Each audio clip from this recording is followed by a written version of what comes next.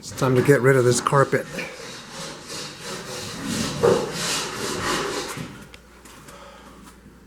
Run away still? No.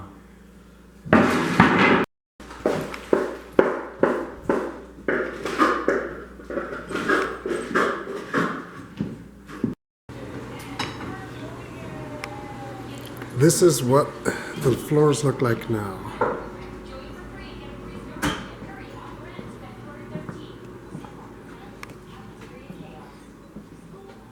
A lot better. Good day, YouTube. Today I'm going to talk about marriage and being in the military. At the beginning of this video, I showed you what our old 10-year-old carpet looks like. We finally finished the project. It looks great. It took 3 full days. We're almost done. We're done with all the work. Now we have to rearrange and dust. Actually, there's a little echo here, which is interesting. And now I want to talk about the portion of the video which is being married in the military, whether it's one civilian and one military member. I'll begin with what I've seen based on my experiences and my wife and my career and other couples as well. Now this applies to individuals also who are not even related to the military. Marriage is marriage. The only difference is with the military, you're away from your home. Often you're away from your family. So that may take an extra toll. We got married in March of 1996. 3 weeks later in April, I was gone off to basic training. So we were newlyweds, and I was gone for BMT and for tech school. My wife and son joined me 1 month after tech school because I had a really long 5-month, almost or 4-month tech school. So they were able to live with me off base in an apartment. And that was the beginning of our marriage, where we got to know each other, living together. My wife and I were never boyfriend-girlfriend. I enlisted in the Air Force 2 months after I met her, and I thought I was going to leave immediately, but it didn't happen because of delayed enlistment. So next thing you know, I proposed to her, and she said yes. We made our lives. I'm just getting over a man cold, and I hope none of you ever get a man cold because it's horrible. If you know what I'm talking about, it's a joke. So we left Los Angeles, made our own lives. In a way that was good for us because we got to know each other as a family, and we made our own lives. And we got away from the city of Los Angeles and the family. Sometimes family is going to make things difficult. I don't understand why. I'll give you an example. When my son or when my daughter are married in the future, I'm going to be the best that I can as a father-in-law. Respect them, and of course they're going to respect me. It's just the way I believe is treat people the way you want to be treated. I don't believe in family drama where somebody calls my family to harass them or vice versa. That's off topic. We got to our first base. We were young, 24, and here's the thing. I was ignorant in the sense that I didn't know that the Air Force was going to go back to my city and pick up any items, household items. So we literally started off with 6 pieces of luggage. My wife, my son, that's it. You've probably heard parts of this story in the past in other videos. And we were broke, and we had shaky credit. So we started literally ground zero at the bottom, and built over, next month is 21 years of marriage, built our lives together. It has been an incredible journey with successes and failures and challenges and celebrations, but it's something that I think is the best thing for me, which is my family, my home, and then I can perform at work. I can be an individual in society where I can be productive and do good things for other people because it begins at home. My foundation here at home is solid. And with marriage in general, remember, I'm not a marriage counselor. I'm just like you. I'm just like everybody else, a work in progress. My parents were divorced by the time my 6th birthday came. And I remember my 6th birthday, my father wasn't there. My mom got married 3 times, and unfortunately, she got married 3 times. So I observed what I wanted, what worked, what I didn't want, and what didn't work from watching people. It's not to point the finger at my mom or anybody else, because marriage is challenging, but it's also a wonderful union if it's done right. And it's never going to be perfect. And we, my wife and I, aren't perfect people as well. So we get to our first base and we're broke. But that is where the military family comes in and helps us and says, hey, come on over and have dinner with us. Or we're going to be doing this, come on over after work and do that. Military family is great. And I hear that overseas it's even better. Our first Thanksgiving, I got to my first base in October of 1996. A month later, Thanksgiving. We didn't have anything in our house, but the fire department, my job, called me and said, come over at 6 p.m. with Airman so-and-so and Airman so-and-so. We have something for you. That's all I knew. I didn't know what it was. It was a turkey. It was food for our Thanksgiving family. And they also said, if you don't have a place to eat, which of course they didn't mean a house, they meant if you want to eat with us, you can, or here's a family, or here's another family. So we began humble, and I think it's important for us to stay humble, for me to stay humble. Somebody knocked on our door one time and at our home, and it was a computers person selling computers. In 1997, the internet was still kind of new to us. We didn't have money for a computer. We wanted one. We financed one. And $3,000 later, we had our computer. Obviously, they delivered it within that week, and then it took us a while to pay it. We've made financial mistakes. This video is not about financial and military marriage. It's just marriage in general with a whole bunch of things.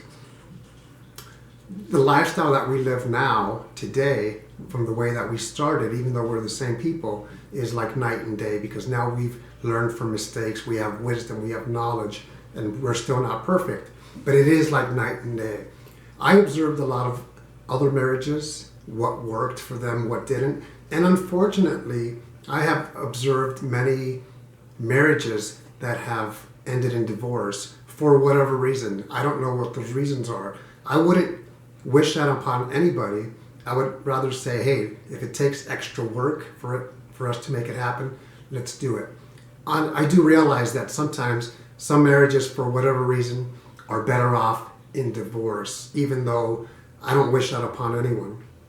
We lived on base. When we first got to our base, we had to rent an apartment, but because there was a waiting list. After that 1 year, we moved on base. And the reason I like living on base, especially as a young family, is because your rent is taken care of. At that time, there were no utilities, so we can use the air conditioner in Alabama where it's hot. And all we had was whatever debts we had, our home phone, internet, groceries. For us, that worked perfect. Some people say, I need time away from the base and work. You do what's best for yourself. For us, it was great. And eventually we paid off our debt, which was a total of about $2,000, $1,000 for me, $1,000 for my wife, debt free. And now we could start saving money and buy a brand new piece of furniture as opposed to what we did at the beginning. My wife used to volunteer at the Airman's Attic. In the Air Force, we have Airman's Attic.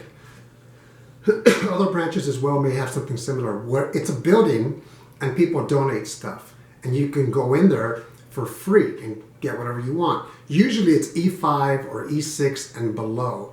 So she used to volunteer at the Airman's Attic, and one of the perks of that was to get free stuff, whether it's a couch. There's a lot of resources out there. The best thing you can do is educate yourself on what's out there and make it better. When I was a financial counselor, brand new married couples would say, hey, I want to make an appointment with you, and they'd come in and what do you want to talk about? Our finances, which was great.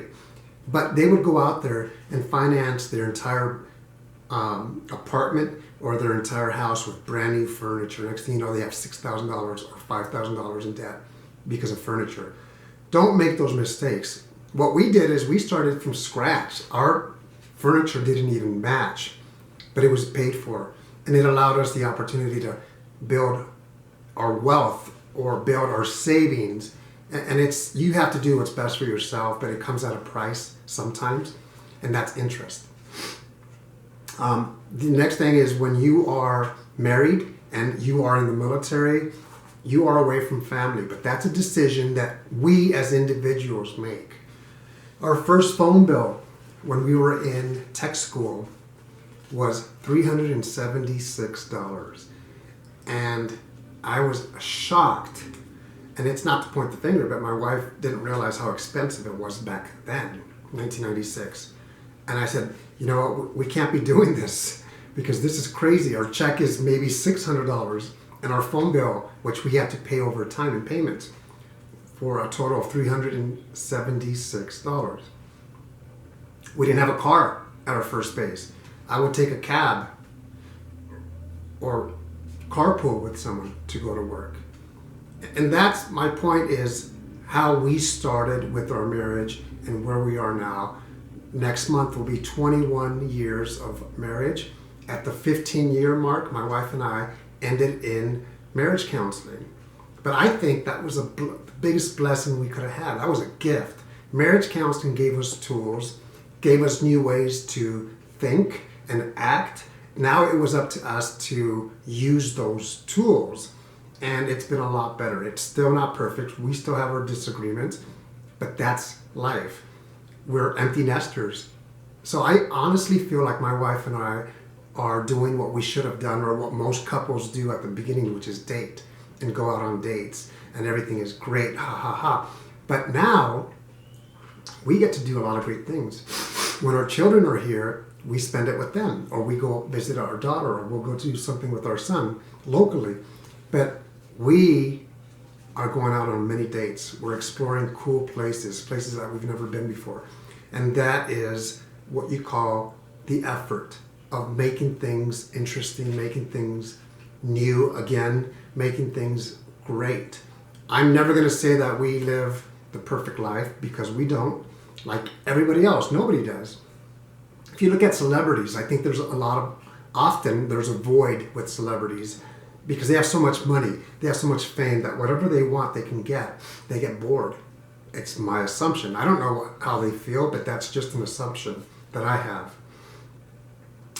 My wife worked part-time, and that was good. That allowed us to go get us a Chinese buffet when she would get paid, because I would take care of all the bills, and she would take care of the home. And she worked part-time, and then when she'd get paid, we'd walk over or drive over. Eventually we got a car and got a Chinese buffet, which was great because we like to eat good food. This is what I want to tell you, is be proactive with your marriage. Have a plan, communicate, adjust, just like everything else. It's worth it. Proactive in the sense that if you know as an individual what you as an individual do good, what you as a couple do good, at the same time what you as an individual do not do good, whether it's communicate, whether it's being consistent, whatever that is. And you should also know what you and your spouse do not do well, where there's room for improvement. It's worth it. Those are some of the things that I wanted to talk about. And I hope you've enjoyed this. If you have any feedback or input, write a comment at the bottom, something that I may have missed as well, or if you have any questions. 21 years of marriage next month, and it gets better and better and better and better. And like I said often in this video, is we're not perfect people. We haven't figured it out. 21 years from now, I'm still going to say that we are a work in progress, just like everybody else. But it's a work that, to me, it's worth it. Observe what you do, or what other marriages do in the military. Again, this applies to couples in the military, but also couples that have nothing to do with the military. Make the most of it. Have a great day. Take care.